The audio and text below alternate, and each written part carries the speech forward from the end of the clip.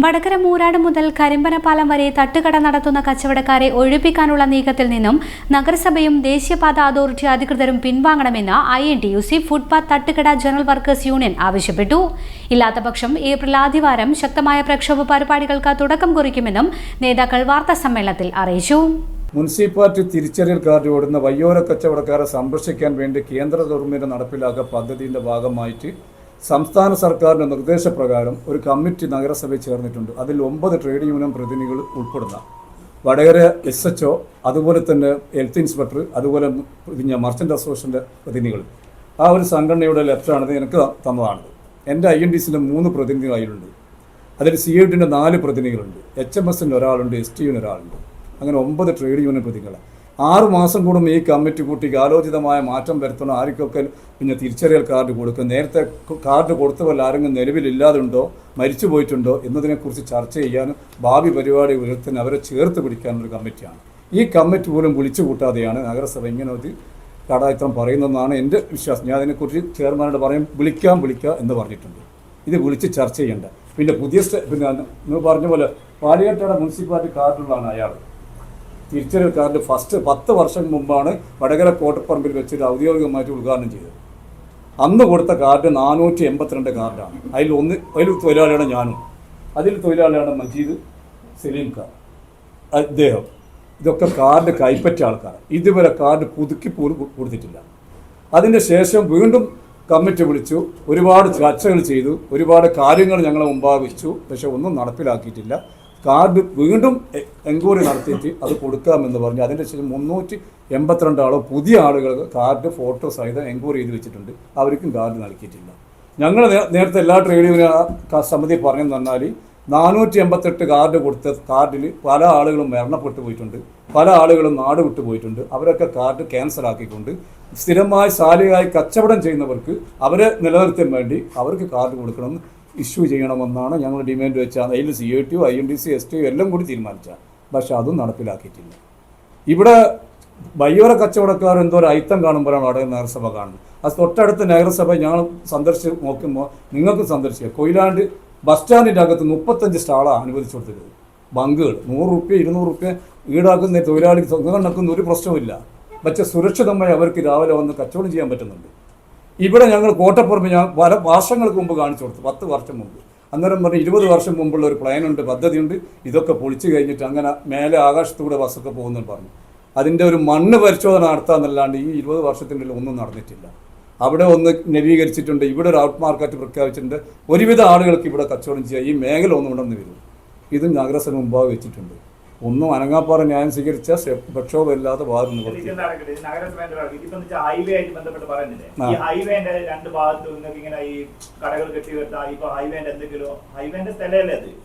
അനധികൃതമായിട്ട് നിങ്ങൾ അവിടെ ഒരു സംഭവം തുടങ്ങുന്നത്. അപ്പൊ സ്വാഭാവികമായിട്ടും ഹൈവേന്റെ വീതി കൂട്ടുമ്പോൾ അങ്ങനത്തെ വിഷയങ്ങൾ വരുന്ന സമയത്ത് അവർ ഒഴിപ്പിക്കൂലെന്നാണ് ചോദിക്കുന്നത്. പിന്നെ മാത്രമല്ല ഇങ്ങനത്തെ സ്ഥലങ്ങളിൽ കച്ചവടം ചെയ്യുന്നവരുണ്ടാകുന്ന ബ്ലോക്കുകൾ, പ്രശ്നങ്ങൾ, പിന്നെ മാത്രമല്ല ഈ ഡയറക്റ്റ് ഇപ്പം വണ്ടിയിൽ നിന്ന് പോകുന്ന പുക, ഈ പൊടി, ഇതെല്ലാം ഭക്ഷണത്തിലേക്ക് വരുന്നത്. അപ്പൊ ഇതൊരു വിഷയം തന്നെയല്ലേ? ഇതല്ലാണ്ട് ഇപ്പൊ നിങ്ങളിപ്പോ ഓരോരുത്തർ ഹൈവേന്റെ സൈഡിൽ ഇങ്ങനെ ഇത് വെച്ച് കൂടുക, എന്നിട്ട് സ്ഥാപനം തുടങ്ങുക, അത് കഴിഞ്ഞ് കഴിഞ്ഞാൽ ഇങ്ങനത്തെ പ്രശ്നങ്ങൾ വരുമ്പോ അത് വിഷയം തന്നെയല്ലേ? ഇല്ല, കേരളത്തിൽ വടകരയിൽ മാത്രമല്ല ലൈവ് ഉള്ളത്. അല്ല, വടകരയിൽ മാത്രമല്ല ലൈവ് ഉള്ളത്. എല്ലാ സംസ്ഥാനത്തിന്റെ മുഴുവൻ ഹൈവേ മേഖലയിലും വയ്യോര കച്ചവടം സംരക്ഷിക്കാനും അവരെ നിലനിർത്താനും കേന്ദ്ര ഗവൺമെന്റ് ഫണ്ട് കൊടുക്കുന്നത്. പിന്നെ അവർ ഹൈവേക്കാർക്ക് സൗകര്യം ചെയ്തു കൊടുക്കുക. ഹൈവേക്കാർ പറഞ്ഞാൽ മാറിക്കൊടുക്കുന്നുണ്ട്.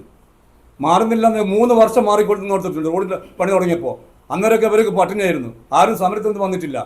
അതിനുശേഷം ഇതിനു മുമ്പ് കോവിഡ് വന്നു, എല്ലാ കച്ചവടം ചെയ്യുന്ന കർശന നിലപാട് വന്നു, മാറി നോർത്തിട്ടില്ലേ? ഇപ്പം എല്ലാ 2 സൈഡിലെ സർവീസ് റോഡും കഴിഞ്ഞിട്ട് കുറേ അകലെയാണ് അവർ വെച്ചിട്ടുള്ളത്. അത് മാറ്റണമെന്ന് മാറ്റിത്തരാമെന്നും പറയുന്നുണ്ട്. പക്ഷെ അതിലൊരു മാനദണ്ഡം വേണം. മാറ്റി തന്നാൽ ഞങ്ങൾ എവിടെയൊക്കെ നിൽക്കുമോ എന്നുള്ള ഉറപ്പ് പോയി. നിങ്ങൾ ചോദിച്ചിട്ട് അതേ ചോദ്യം ഞങ്ങൾ അവരോട് ചോദിച്ചതാ. അതിനുള്ള സൗകര്യം തരാൻ ഞങ്ങൾ പറഞ്ഞു. അത് മുനിസിപ്പാലിറ്റി മുൻകൈ എടുക്കണം. മുനിസിപ്പാലിറ്റിയാണ് കാർഡ് കൊടുത്ത്, മുനിസിപ്പാലിറ്റിയാണ് സംരക്ഷിക്കേണ്ടത്. തൊഴിലാളികളാ ഫണ്ട് വാങ്ങുന്ന കേന്ദ്ര ഗവൺമെൻറ് ഫണ്ടാണിത്. വയ്യോര കച്ചവടക്കാർ സംസ്ഥാനത്ത് എല്ലാ രാജ്യത്തും സംരക്ഷിക്കണമെന്നുള്ള നിബന്ധനയാണ് മോഡി സർക്കാരിൻ്റെത്. ചില നല്ല കാര്യത്തിന് നമുക്ക് അംഗീകരിക്കാണ്ട് നിവൃത്തിയില്ല. അത് തൊഴിലാളിയെ സംരക്ഷിക്കുന്നത്. 1 ലക്ഷം വരെ ലോൺ വാങ്ങിയവരുണ്ട്. 10,000 മുതൽ തുടങ്ങിയതാണ് ലോണ്. അത് 20,000 കൃത്യമായി അടച്ച, മൂന്നാമത് അടച്ച 50,000 രൂപ, 4ാമത് അടച്ച 1 ലക്ഷം രൂപ. ഈ വയ്യോര കച്ചവടം കണ്ടിട്ടാണ് കൊടുക്കുന്നത് മുനിസിപ്പാലിറ്റിയുടെ കാർഡ് വെച്ചിട്ട്. അപ്പൊ ഇതേവരെങ്ങനെ അടക്കും?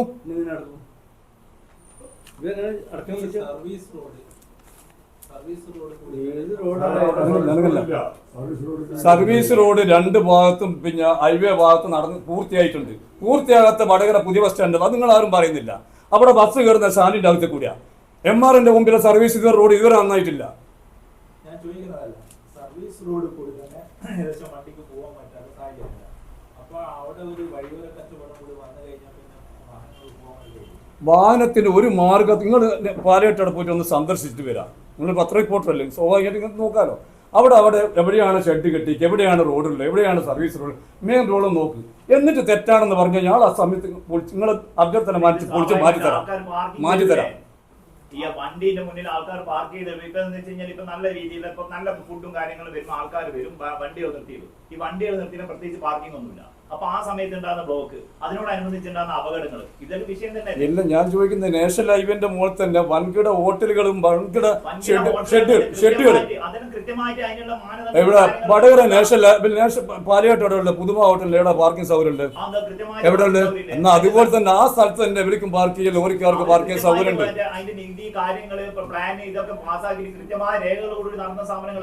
അതുപോലെ നിങ്ങൾ ഇപ്പൊ എവിടെയെങ്കിലും ഒരു വണ്ടി ഉണ്ടാക്കിയിട്ട് ഒരു സംഗതി ചെയ്യുക, അത് കഴിഞ്ഞിട്ട് പിന്നീട് ഇങ്ങനത്തെ വൈഡനിങ് പ്രശ്നങ്ങൾ അതല്ല മാറ്റണം എന്ന് പറയുമ്പോൾ നിങ്ങൾക്ക് ഇപ്പൊ അവര് തുടങ്ങുന്ന അവരെ സ്ഥലത്ത് അവരെ സ്ഥാപനം അവരെ ബിൽഡിംഗാ. ഇത് നിങ്ങളെ സ്ഥലവോ കാര്യങ്ങളൊന്നും അല്ല. അതെങ്കിൽ നിങ്ങൾ അങ്ങനെ പറയുന്നത് ഞങ്ങളെ സ്ഥലം ഞാൻ ചോദിക്കുന്നത് സ്വകാര്യ വ്യക്തിന്റെ സ്ഥലത്ത് തന്നെ പറയുന്നത് ഞങ്ങളെ സ്ഥലമൊന്നല്ല. ഇവിടെ വയ്യോര കച്ചവടക്കാർക്ക് ആർക്കും സ്വന്തമായിട്ട് സ്ഥലമൊന്നുമില്ല. അവര് ജീവിക്കാൻ വേണ്ടി അവർ കണ്ടെത്തുന്ന ഒരു മാർഗമാണിത്. അവരെ സുരക്ഷിതപ്പെടുത്താനാണ് മുനിസിപ്പാലിറ്റി എൻക്വയറി നടത്തിയിട്ട് കാർഡ് കൊടുക്കുന്നത്. അതിന് മറ്റുള്ളവർക്ക് ബുദ്ധിമുട്ടിക്കാതെ മാർഗതടസ്സമില്ലാതെ കച്ചവടം ചെയ്യുന്ന നിബന്ധന ഉണ്ട്. അത് പാലിക്കാതെയും കച്ചവടം ചെയ്യുന്ന ആൾക്കാരുണ്ട്, ഇല്ലാന്ന് ഞാൻ പറയുന്നില്ല. ഇപ്പൊ അന്യ സംസ്ഥാന തൊഴിലാളി ഇവന്റെ അടുത്ത് 2 ദിവസം പണിയെടുത്ത് കഴിഞ്ഞാൽ 3-ാം ദിവസത്തെ ഒരു ഷെഡ് കിട്ടുന്നുണ്ട്. ഇപ്പൊ കരിമ്പനപ്പാലം ഞാൻ കാണിച്ചു തരാം. അന്യ സംസ്ഥാനം ഞങ്ങൾ ഈ ട്രേഡ് യൂണിറ്റ് യാതൊരു ബന്ധവുമില്ല. അത് മാറ്റണമെന്ന് ഞങ്ങൾ മുനിസിപ്പാലിറ്റി രേഖാമൂലം പറഞ്ഞിട്ടുണ്ട്, മാറ്റുന്നില്ല. ഇവിടെ തന്നെ നിങ്ങൾ പറഞ്ഞ പാലാട്ടാടാ 8 കച്ചവടക്കാരെ 4 ആളെ സ്ഥിരമായി തുറക്കുന്നുള്ളൂ. രമേശൻ ഇന്ന് പൂട്ടിപ്പോയി. കാരണം എന്തിനാണ് അവർ പ്രശ്നമാക്കുന്നത്? ഞാൻ പോകാൻ പറഞ്ഞു പോയി. ഇയാൾ പൂട്ടിക്കിടക്കുകയാണ്, ഇയാൾ തുറന്നിട്ടില്ല. തുറക്കാൻ വേണമെന്നുള്ള അഭ്യർത്ഥനയുമായിട്ട് മുനിസിപ്പാലിറ്റി അടുത്ത് പോയി.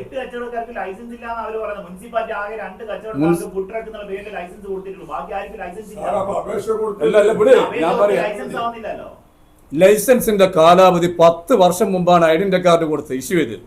അതിനുശേഷം 10 തവണ പോലും ഈ ബിൽഡിംഗ് കമ്മിറ്റി വിളിച്ചു കൂട്ടിയിട്ടില്ല.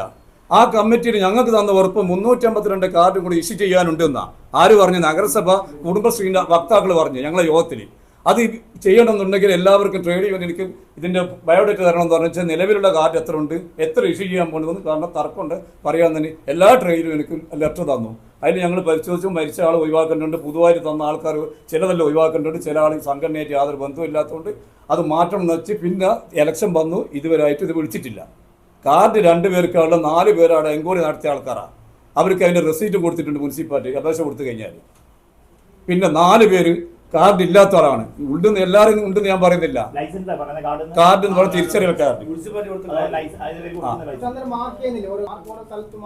അതാ ഞാൻ പറഞ്ഞ പിന്നെ ഇവിടെ എല്ലാ സ്ഥലത്തും അങ്ങനെ മാർക്ക് ചെയ്തിട്ടാണ് ചേർത്ത് പിടിക്കുന്നത്. ഇപ്പൊ തലശ്ശേരി പുതിയ ബസ് സ്റ്റാൻഡ് ഒരു പ്രദേശത്ത് 25 ആള്, അതുപോലെ കോടതിന്റെ അടുത്ത് 50 ആള്. അവർക്കൊക്കെ മാർക്ക് ചെയ്ത് അതാ ട്രേഡ് യൂണിയൻ ആൾക്കാരോട് ലിസ്റ്റ് വാങ്ങുന്നുണ്ട്. ഇവിടെ അങ്ങനത്തെ ഒരു സംഭവം ഇവിടെ ആകെ മാർക്ക് ചെയ്ത് ഐത്തലക്കര 8 ബാങ്ക്. 8 ബാങ്കല്ലാതെ എത്ര ആൾ കച്ചവടം ചെയ്യുന്നുണ്ട് അവിടെ ലൈസൻസ് ഇല്ലാണ്ട്? കൊണ്ടുപോകും, വീടും വെക്കും. അതുപോലെ ഇപ്പം ചന്തപ്പറമ്പത്ത് ഒരുപാട് ആളും ഇവിടെ ഉള്ള ആൾക്കാരെ കാർഡ് കൈപ്പറ്റിയ ആൾക്കാർ മരിച്ചു പോയിട്ടുണ്ട്.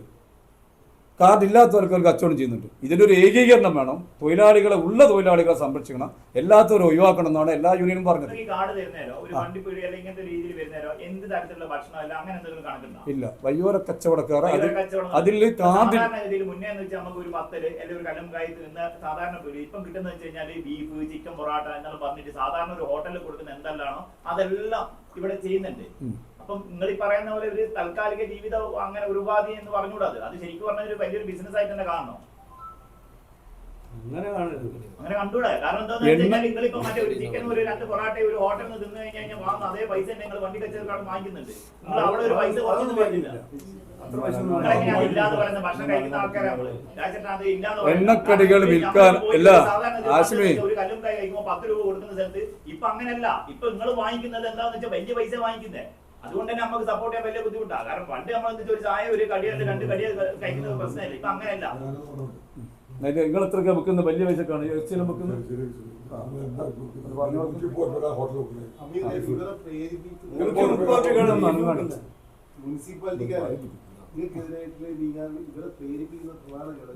അത് വൻകിട കച്ചവടക്കാരുടെ ഒരു മാഫിയ അസോസിയേഷൻ്റെ ആൾക്കാർ വരെ അതിന് പിന്നിലുണ്ട്.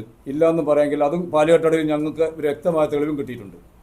കാരണം കച്ചവടം ചെയ്യുന്നതിൻ്റെ തൊട്ടപ്പുറത്ത് ഓന് 1 കിലോ ആപ്പിൾ വെക്കുന്നത് 150-നാണെങ്കിൽ തൊട്ടപ്പുറം ചങ്ങായി വെക്കുന്നത് 110-നാണ്. വില കുറച്ച് തന്നെ വെക്കുന്നത്. പുതുമ ഹോട്ടലിൽ നിന്ന് ഒരു ബീഫ് കറി വാങ്ങിയാൽ 150 ഉറുപ്പ്യാണെങ്കിൽ ഇയാൾ വെക്കുന്നത് 80 ഉറുപ്പ്യക്കാണ്. അപ്പോൾ അതിന് രണ്ടിനെയും താരതമ്യം ജനങ്ങൾക്ക് ഗുണം കിട്ടുന്നത് ഞങ്ങളെടുത്തുനിന്ന്, പക്ഷേ ആരോപണം വിധേയനാകുന്ന ഞങ്ങൾ ആശമിക്ക് പ്രയാസം ഞങ്ങൾ വൻകിട സാധനങ്ങൾ വിൽക്കുന്നുള്ള പ്രശ്നം. ഞങ്ങൾക്ക് എണ്ണക്കടികൾ വിൽക്കാൻ അംഗീകാരമുണ്ട്, ബീഫ് വിൽക്കാൻ അംഗീകാരമില്ല.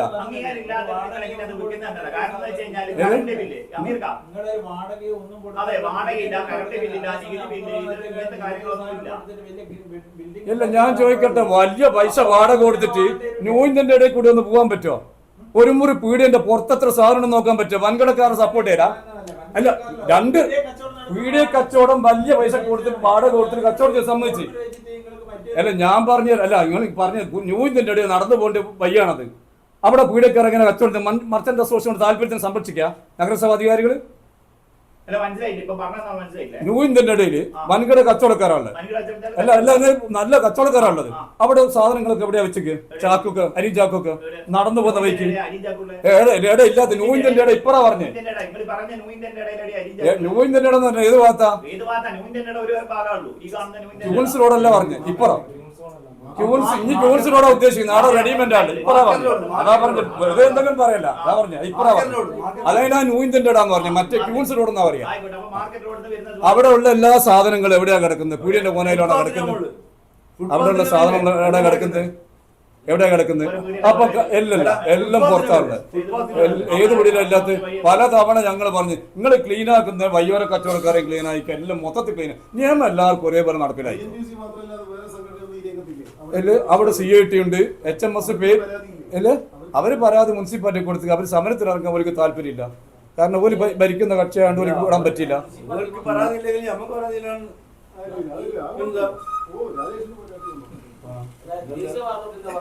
ദേശീയപാതയിൽ കമ്പനി ഫുട്പാത്തിനുള്ള സാധനം വെക്കുന്നത്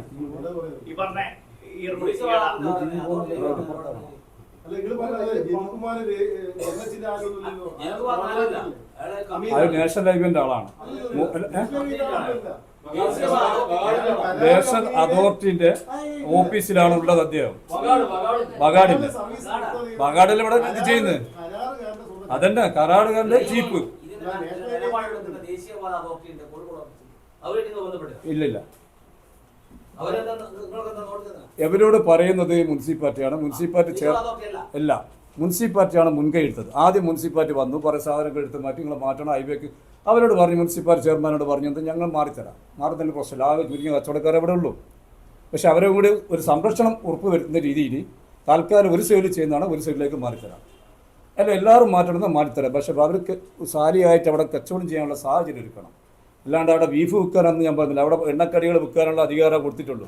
പക്ഷെ എണ്ണക്കടിന്റെ മറവിൽ ബീഫും വെക്കുന്നുണ്ട്, കോഴി പൊരിച്ചും വെക്കുന്നുണ്ട്. വെക്കരുതെന്ന് എല്ലാവരോടും പറയുന്നുണ്ട്. പക്ഷെ ജീവിത മാർഗത്തിൽ അവര് 4-5 ആൾക്കാർ അയ്യാളം കൂടെ നിൽക്കുന്ന 5 ഒരു അല്ല ഉണ്ട് സംഗതി ഇല്ലാന്ന്.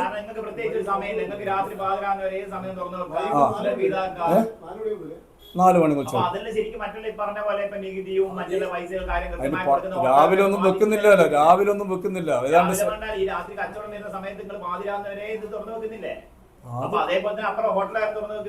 ഓല് രാവിലെ തുറക്കുന്നില്ല, രാവിലെ തുറക്കുന്നില്ല.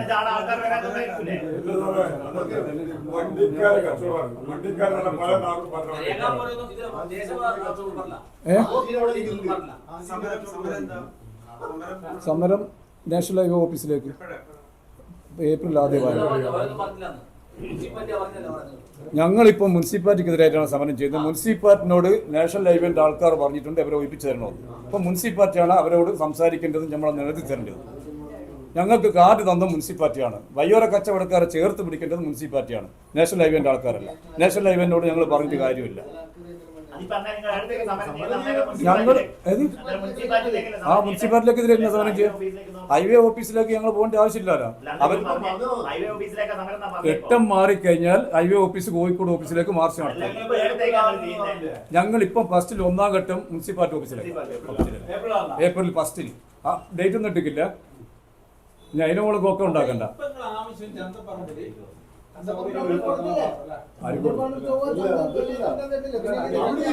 ചൊവ്വാഴ്ച അത്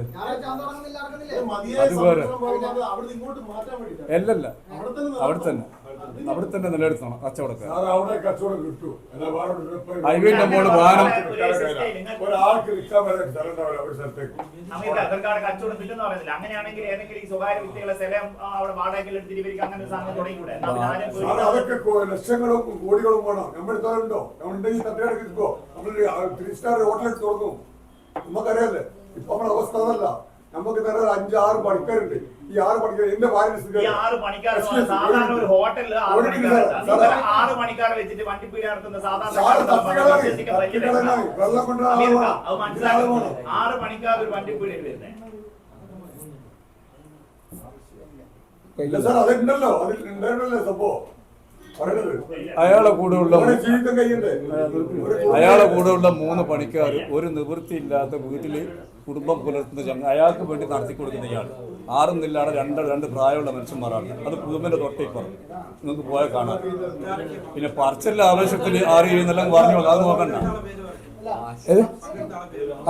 ഒന്ന് ഞങ്ങളുടെ ആവശ്യം നാഷണൽ ഹൈവേയിലെ പാലിയാട്ട് ആളുകളുടെ തൊഴിലാളികളെ തൊഴിൽ സംരക്ഷിക്കാൻ വേണ്ടി നഗരസഭ ഇടപെടുക.